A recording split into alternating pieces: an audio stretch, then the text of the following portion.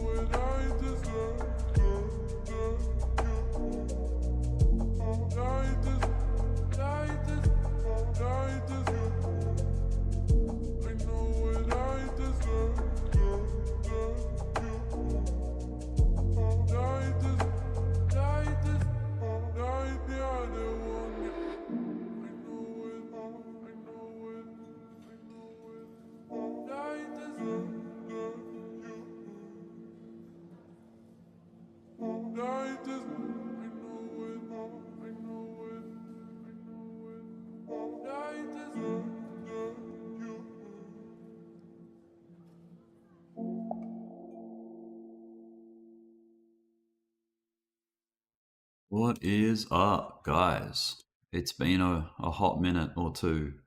Let me just figure this out. There we go. Back in YouTube land. So, Bitcoin has made some new highs for the year. Really cool to see that. Let me just cycle through the charts here. Might make this a bit wider. See how that looks on the screen. Gonna make me a little bit smaller too.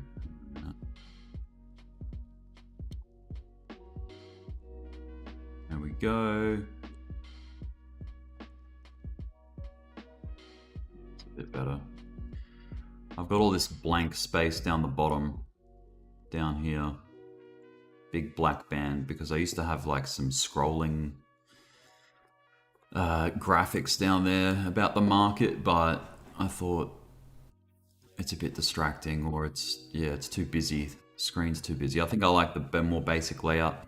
What's happening, Miguel? Long time. Yeah, it's been a while. It's been like a month, I think, since I last streamed. Sean, how are ya? And Yo-Yo. 7 people in the chat already. Well, 7 people watching. We've come up, let's have a look.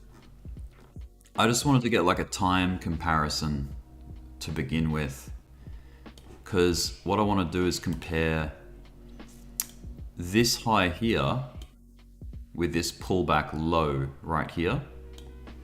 How long do you think it took to get to that point? Let's count it in days. So from the high, including the candle that it happened on,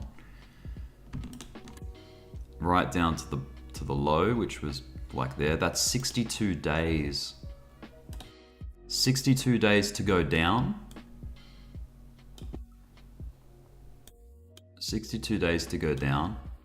And how many days to come back up to that point from the low, including the day itself? 8. What does that tell you? Moves up are a lot more confident and like explosive than any moves down, and that is like the traits of a bull trend, or you could argue a bull market, right? 62 days to come down, and then only 8 days to recover that pullback. From a time perspective, it's similar to what happened back here, right? How many days did this take from this high here? It took 17 days to come down, but only 4 days to come back to that point. So that's like another example of, you know, a lot of pressure, a lot of time with not a whole lot of progress in the down direction. So there's a lot of, I think, a lot of demand still for Bitcoin. Every time it comes down, it gets bought up. Like, look at the length of this wick, you know, this wick, these wicks here. It just shows buy pressure on the low side. So let me go back a little bit more there. Star chart, how you doing? So yeah, this by no means is the 2023 bull run over yet. It's still very much intact. The structure is still completely healthy. So just to denote, you know, the higher time frame structure here, we've got our low, right? I've circled it. That's our low. We've got a high here. We've got a higher low here. We've got an even higher low here. We've got a higher high right here. And now, technically, we have made a new higher high. And we're building on that. Like, we're still, you know, I don't doubt it's probably going to start making ground above 31,000 again. But, you know, that's just a bit of a sentiment feeling about it. Like, it's... So, yeah, these are the hallmarks of a macro uptrend, right? And then let's zoom out even further. Let's go to, like, the weekly. So, to talk about structure, you know, the only way to break this uptrend is to get a break of structure. So a break of structure. Now, the type of break of structure that would cause this to go downtrend is called a change of character. So that's when you get a low that defeats the previous low. It gets lower. So until that happens, we're still bullish. Like, this is all still obviously bull trend, arguably bull market type activity. Now, the thing, I wanted to go onto the weekly chart just to show you. There's some highs here that are like, that will be the next challenge, like this little pivot here.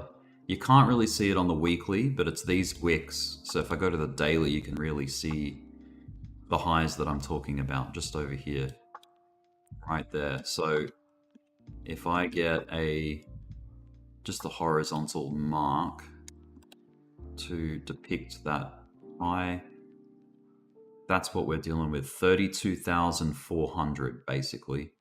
32.4 is like, it's like the next test of resistance, I think.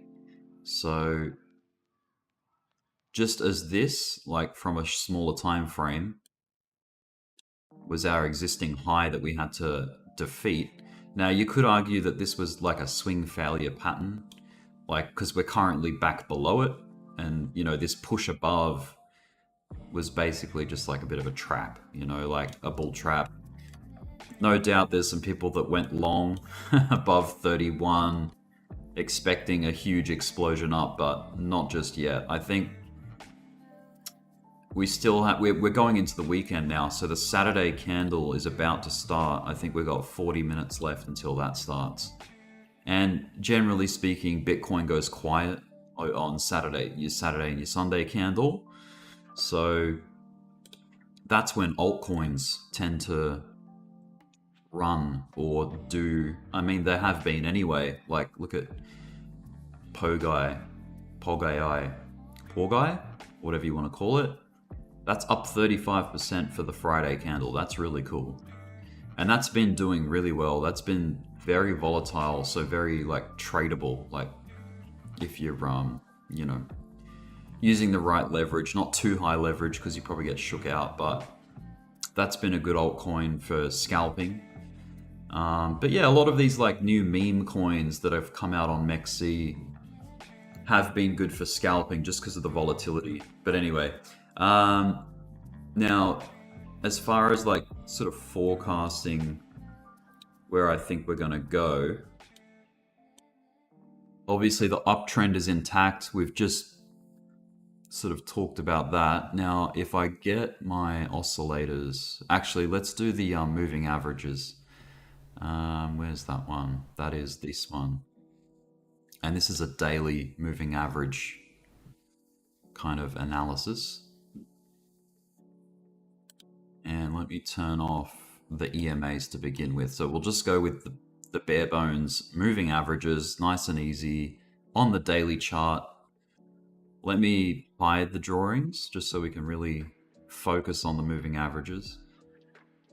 And you can see we had our daily golden cross back here. Actually, I won't draw on it because that's gonna. So our daily cross was here, and we're still very much, intact with the trend there, the bull trend. Just like, similar to here, like you can see we achieved a golden cross after a crash, and then the price managed to find support above the 200 daily moving average. This is the SMA, just simple moving average. So this is what the start of bull runs and like bull trends can look like. Where you get that golden cross, you get a bit of indecision, still progress, but mostly indecision, right? This kind of looks like a fractal of this. The way we recovered after that COVID crash is similar to the way we've come up through it, looks similar to how we kicked off the bull run of 2020 and 2021, right? So yeah, that could, we could really be punching up for some higher numbers here. We're almost halfway, well, not quite, but we need to get to 35K to be halfway back to all-time high. So that means there's still a lot of potential on the table there. I mean, even if it doesn't happen this year, achieving 69,000, I think next year a lot of people are forecasting like after the halving event, which is supposed to be like, the late end of Q1, maybe even early Q2. Let me know if you can hear me. Sorry, my connection just dropped. I'll wait for the green light.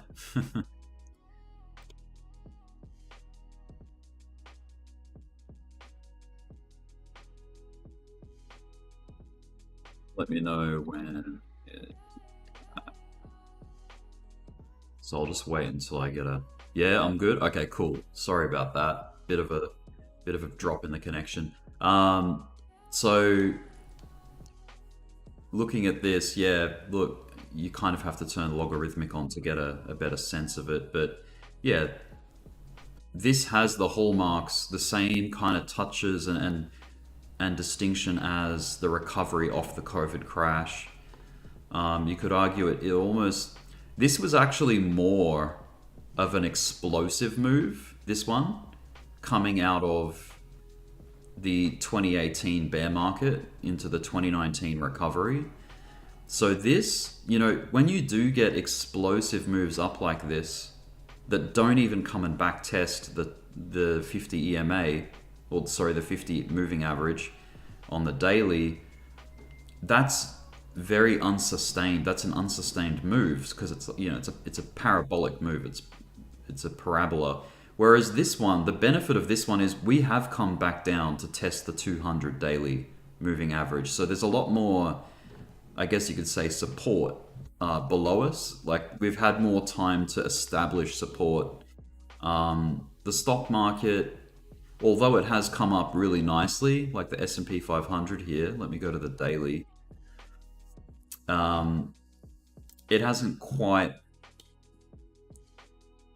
it's not quite there yet. It hasn't come back to all-time highs, of course, but it's certainly on the way. It's made more progress back to its all-time high than Bitcoin has back to its all-time high, but that's thanks to the fact that Bitcoin went down like 78%, whatever it was, right? Let me just measure it.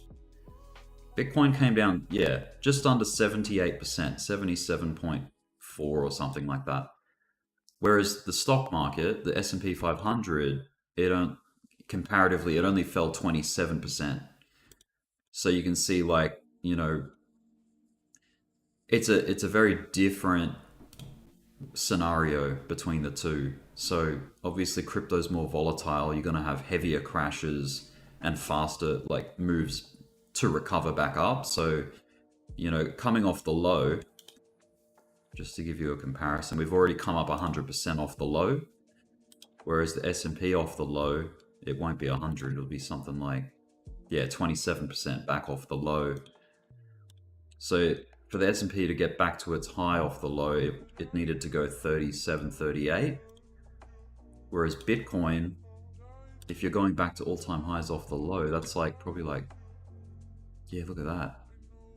Almost 350, so 342% off that low. So yeah, it's just the percentages are totally different. The sentiment and the direction are similar, but obviously the performance is way different. You're going to get more performance out of Bitcoin than if you were trading just the S&P 500 index, right? But yeah, direction and sentiment, similar story. The interesting thing was, over the last like couple of weeks, the S&P 500 was on a tear. Like, it was ripping up, making like new highs for the year. Whereas Bitcoin, if we go back into a zoomed in view, Bitcoin was heading down slightly, gradually over time. So thanks to, the Gary Gensler verse, going after Binance and CZ, causing this like doubt and fear and like suppression, it actually created a really good opportunity, because we punched down actually through the test that I was expecting. I was calling for a 25.2 retest, but we actually got a bit of activity through that. So awesome opportunity if you bought some down here, because that move up off that low, like if you pick it, if you measure the extremes, basically 26%, very nice, from Bitcoin. Like 26, when you're talking 26% out of Bitcoin, that's a lot of movement inside of, how many days was it? 8? Yeah, 8 days. Basically just a touch over a week. That's incredible. And if you're using leverage, that's, yeah, you can put the pieces together. So that's the moving averages. I'm just going to go to the weekly, because we did deal with a death cross on the weekly, which has never happened before on Bitcoin. And look at the way it's handled that death cross. It's come up and it's actually using, it did dip through, but it's very much well above the 50 weekly moving average again. I think, you can sort of just see the way it's arcing. This may start to, like, if price stays positive, obviously this one will curve up. And this one is a gradual, slow, actually, sorry, this is the 200 weekly. This is the 50 weekly. And yeah, so that'll remain pretty gradual. Like, it's even shallower than that. It's probably more like that. And then, yeah, if we stay positive, obviously we'll get some kind of curl and then a golden cross on the weekly for Bitcoin. So that's another thing that we can look forward to if we keep this momentum up.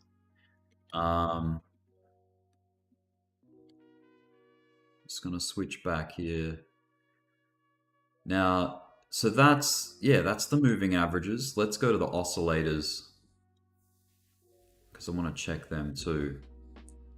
So from a weekly perspective, check out the stochastic RSI. Look how reset that is,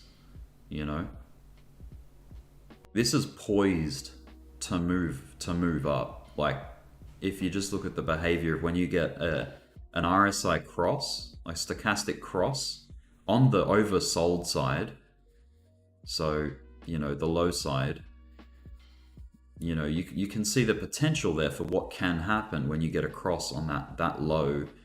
It suggests that it's gonna get movement up. So obviously it's not the whole piece of the puzzle, but it's a hint at what could happen. The RSI, this year so far, we've almost come up to touch the 70 level, so not even overbought yet. When we achieved that first touch to 31,000, that was not even overbought technically. You can still get activity way above, much like this and back here, and then also back here. This is when you start getting bull market type activity, when you get RSI action above 70. So that hasn't even happened yet on the weekly. We had a really nice dip. This is actually a really healthy uptrend because it's not doing it all at once like a bull market. It's just gradually making its way. So yeah, the health is there. It's looking good. The vital signs are in check. Now the MACD on the weekly though, it's kind of been a little bit indecisive. I'll go full screen for you. You can see we had a high on the MACD and then it crossed back down.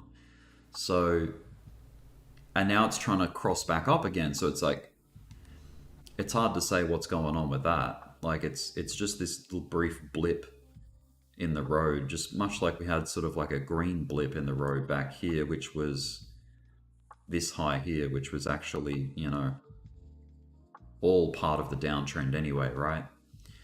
So that little red blip could be all just part of the uptrend, it's just the dip. It's just depicting the dip.